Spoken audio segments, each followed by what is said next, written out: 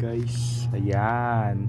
Hello po guys. So nandito na naman po yung ating YouTube channel ko. So ngayon pala guys ay may papakita pala ako sa inyo na ano namin, ito yung assignment namin. So ayan po, at saka performance tax. So ayan po. So ang subject niyan ay English. So ayan po, sa bond paper lang kami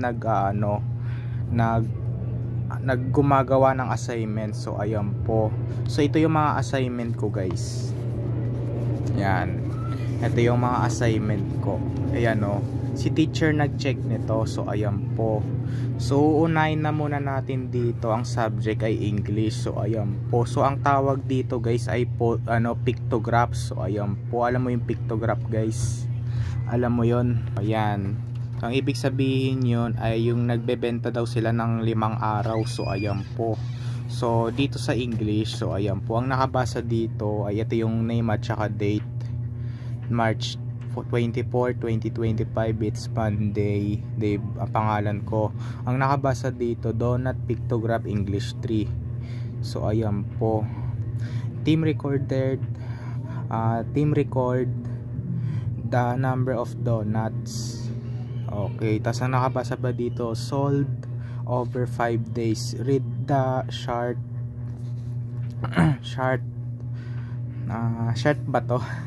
Chart and answer the question. So ayan po, nakabasa pa dito ay number of donuts sold. So ayan po, so 5 donut daw. So ayan po, 5 donuts, 5 donuts. So ayan po, so ayan guys, hindi nyo nakikita. So ayan, day, Monday, Tuesday, Wednesday, Thursday, Friday. O pictograph yan. So ayan po, ito yung mga sinagot ko. So ayan po, at saka may kasamang pangsagot yan. So answer the questions. So ang ibig daw sabihin nito ay how many donuts did he sell on Thursday. So ayan po, so hahanapin natin dito yung Thursday kasi 5 donut lang yan eh. So ito ang gagawin natin. So parang 5, 10, 15, 20, 25. So gaganunin natin. So pwede mo siya i-multiply. So ayan, Thursday, hahanapin natin yung Thursday.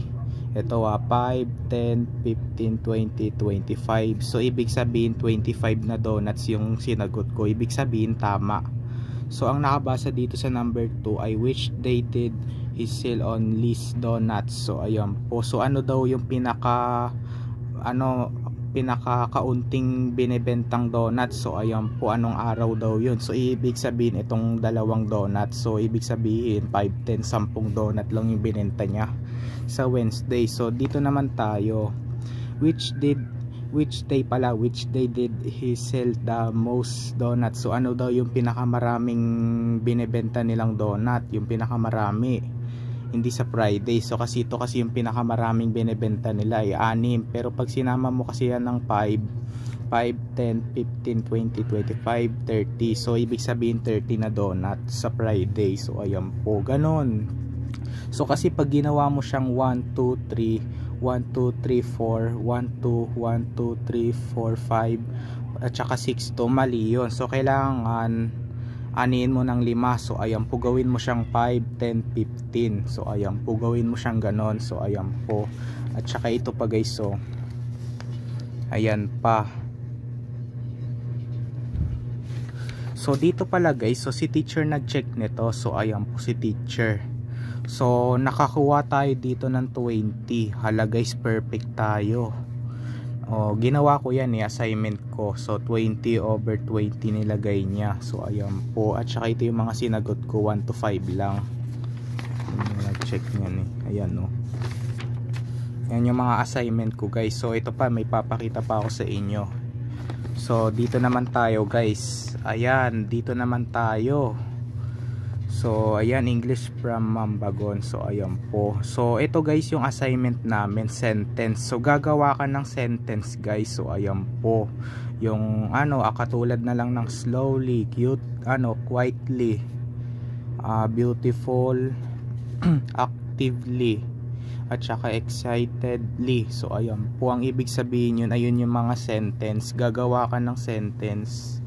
So ayan po, yan, nagawa ko, assignment ko rin yan, performance tax din namin. So ayan po, Ayan, so medyo wag na lang muna natin basahin. So ayan po. Ayan, English din yan guys, English din. So ayan po. So ito po guys, may papakita pa ako sa inyo. Dito naman guys, ayan, performance tax din namin. So ayan po, assignment din namin to eh. So ayan po.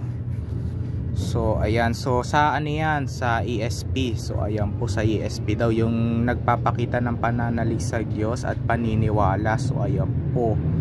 Ayan, so pinaprint ko na lang yan guys, pero hindi ko na lang yan na drawing, pinaprint ko. So ayan po, ayan guys. So ayan yung mga assignment ko. So ayan po, naka 18 lang ako dito, tsaka dito naka 18 din. Dito talaga ako perfect eh. Oh, dito ako naka perfect 20/20. So ayan po, di ginawa ko lang yan. So ngayon ko lang to ginawa. So ayan po, nung ano, ayan ngayon lang. Pero pinasa ko na to, si teacher nag-check nito lahat. So ayan po, ang inano ko lang assignment guys ay ano lang to. Ang subject lang nito ay ano, English, dalawang English at saka isang ESP lang. English at saka ESP lang yung pinakita ko sa inyo. So ayan po, yung mga ibang assignment ko doon, kasi meron din akong nagawang assignment sa ibang subject na Pilipino at saka science at saka ano pang subject, math. Yo, 'di ba yung may assignment tayo no, nag-aano tayo yung sa division, 'di ba? O meron tayong assignment dun sa division.